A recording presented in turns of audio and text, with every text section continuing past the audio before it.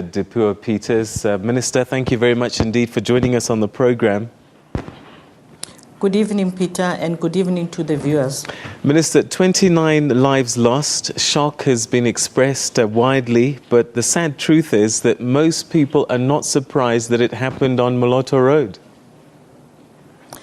I just want to use this opportunity through your medium, Peter, to convey the government's condolences and sympathy to the families and also to the injured, to wish them well and to commit as the Ministry of Transport to make sure that we work with all concerned, including the bus company and the truck owners, to unearth what really happened. Because it is important that the families get assurance that we have unearthed and also went deeper into investigating the causal factors. All right, Minister, Moloto Road is become quite notorious.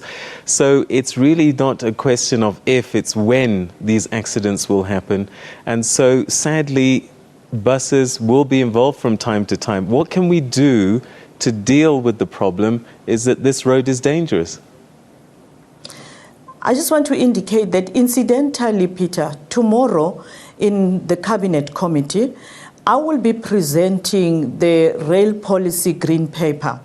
And the anchor project for us to focus on is Moloto Road, because this is one of those interventions that government had identified many years ago, but there was particular challenges in addressing it.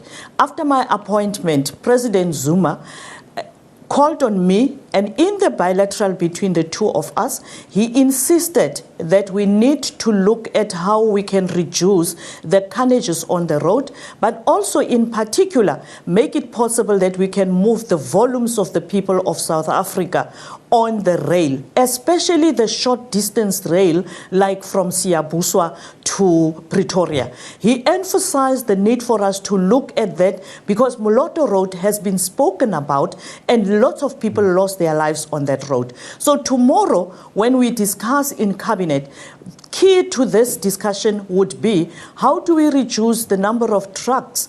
Because as we speak in South Africa, 90% of the freight is moved on the road by trucks and only 10% by rail. So we're looking at how to improve the rail network, but also at the same time, how to move more than 50% of the volumes of the freight, like those trucks, the trucks that were involved in this particular crash. Minister, so it is important for you. Minister, the accidents are always caused by people, and I wonder if the problem really isn't driver behavior. And isn't that what we should be addressing? Because it seems to me that there are drivers out there who think they can get away with things and take chances. How do we address that?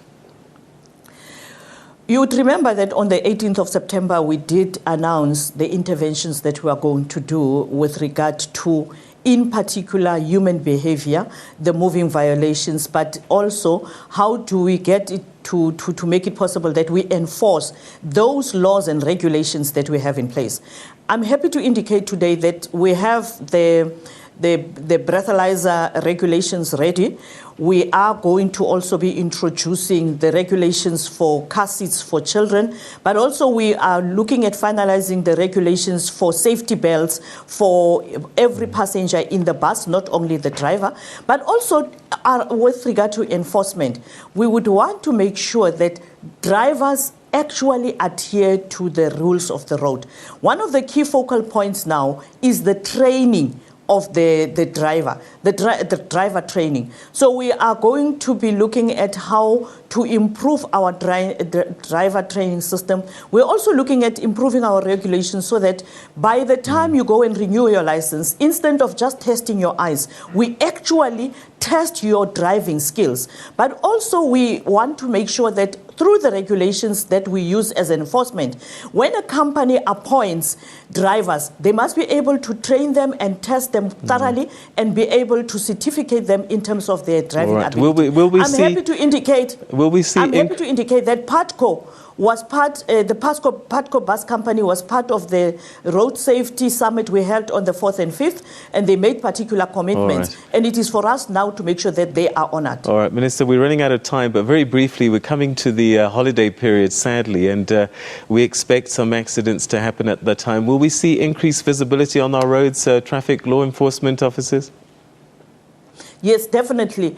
Working with municipalities, the provincial administrations, as well as national and RTMC and other agencies, we will be more visible. But also, I want to indicate that in our communities, we've got individuals, organizations, and other formations that are our partners, and we're looking forward to work with them also and continue. Those volunteers that are on the roadside, giving people tea and getting people to rest. We're also going to introduce regulations that force drivers of trucks to rest every 3 to 4 hours. So we are actually saying this is what we are going to do, but we need the individual South African citizens to support us and to make sure that we can be successful in this initiative. Minister, but we want to we're going to have to leave it there.